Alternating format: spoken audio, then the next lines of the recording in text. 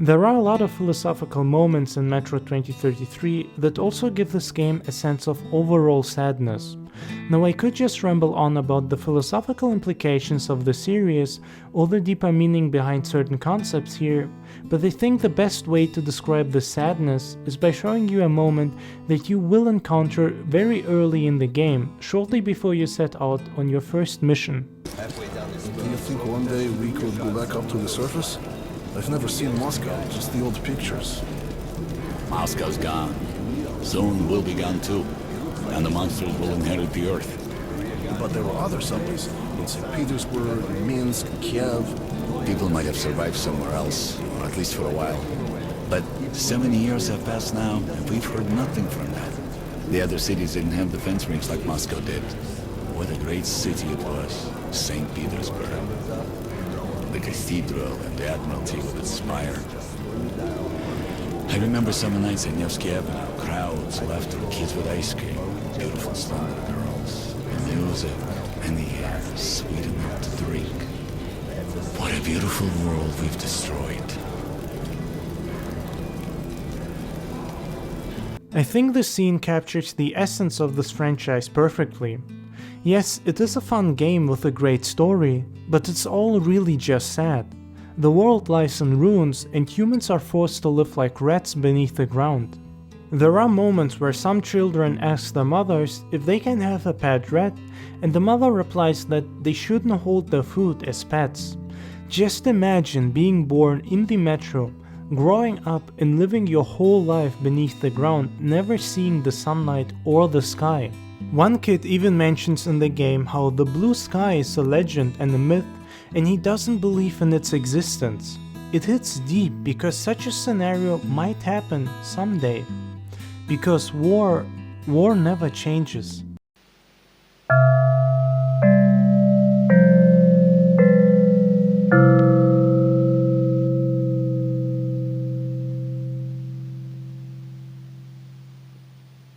Metro 2033 is based on the book Metro 2033 by author Dmitry Glukhovsky. Both tell the story of Artyom, a young boy that grew up in the metro and is now part of the Sparta Order, a group of battle-hardened soldiers whose job is to protect their part of the metro from any danger it may face. And when I say any danger, I mean literally everything imaginable, and there is quite a lot crawling around. His station, however, is now threatened by something dark and terrible, and he soon starts his journey across the metro in order to find a way to deal with the danger. This is all I'm going to say about the story, as in my opinion, the best way to experience the metro is blind, with as little information as possible. The world here is so interesting, it would be a shame to spoil it. I will say, however, that while the story is very good, with lots of great plot twists, this is at the end of the day a gameplay focused game. Don't expect the story on the level of BioShock. I have read the books, and while the general direction of the story is the same, there are massive differences between the two, and you won't spoil the game if you first read the books.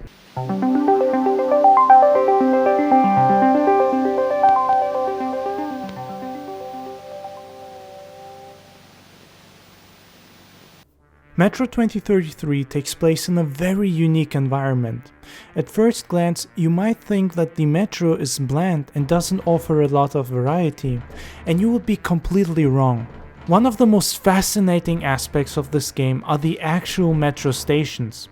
It's interesting to see how people adapted to living underground and how they turned the metro stations into small towns and, in a way, nations.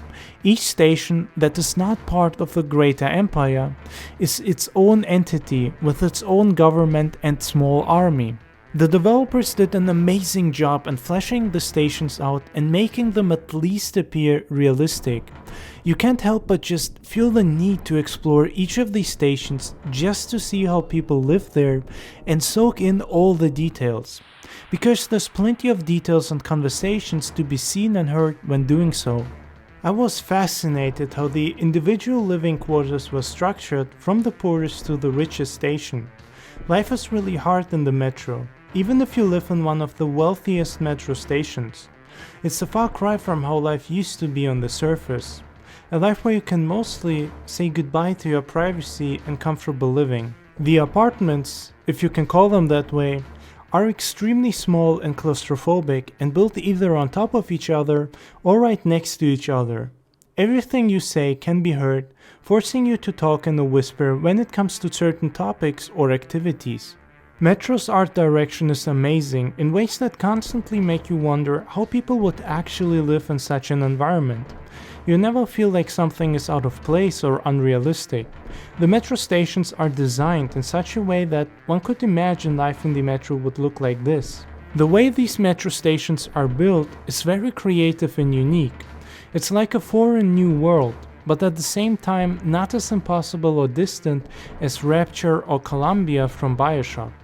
The BioShock settings are utopian, and we currently lack the means to build anything even remotely similar. But the metro is not impossible nor implausible at all.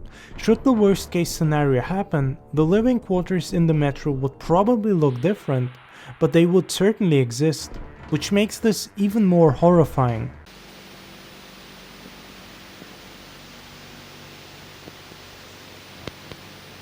The horror of Metro 2033 is interesting because it doesn't rely on cheap jump scares or some creepy character chasing you around. Instead, it plays off of your real-life fears and uses its claustrophobic environments to the fullest. Outside of the metro stations, mutants and other new life forms roam around searching for food and devouring you the first chance they get. Humans are no longer the masters of the surface world, but they are also slowly losing control over parts of the metro, be it by getting killed by these new creatures or killing themselves because they haven't learned the lesson, and probably never will. While the metro games and books are fictional, the premise is not. Humans have a natural desire for power. It's in our blood and nature to constantly fight wars or strive for more.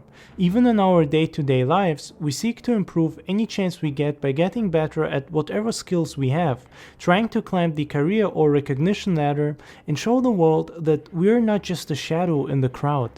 But this desire for more means we will always be fighting wars. World peace is a beautiful fantasy, but it's just that, a fantasy. Since we were able to think, there has never been a period of peace on Earth, and the only reason why we fight less wars these days is because of the extreme power of nuclear weapons.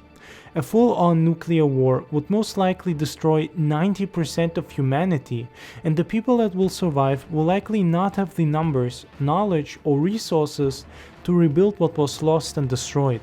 Mutations will occur and the Earth will become a scary place. Naturally, it makes sense to think that the metro stations beneath the Earth would be the best place to survive such a catastrophic event, until all the mutated creatures make their way inside. Adding to that, there are strange and mysterious things happening deep inside the metro.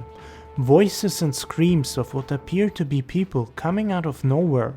Sometimes, stepping too close to the pipes will make you hear whispers, and if you're not careful, something strange might grab for you.